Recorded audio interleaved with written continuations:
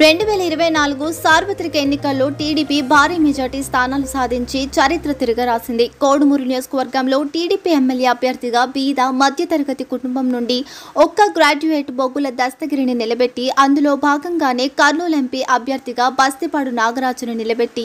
వారిద్దరి కోసం ఒక సైనికుడిలాగా అండగా నిలిచి అఖండ మెజార్టీతో గెలిపించుకున్న టీడీపీ సీనియర్ నాయకుడు డి విష్ణువర్ధన్ రెడ్డిని కలిసి శుభాకాంక్షలు తెలుపడానికి నియోజకవర్గంలో నుండి మూలాలము నుండి పెద్ద ఎత్తున అభిమానులు, కార్యకర్తలు తమ నాయకుడు డి విష్ణువర్ధన్ రెడ్డి ఇంటికి భారీగా చేరుకుని శుభాకాంక్షలు తెలిపారు.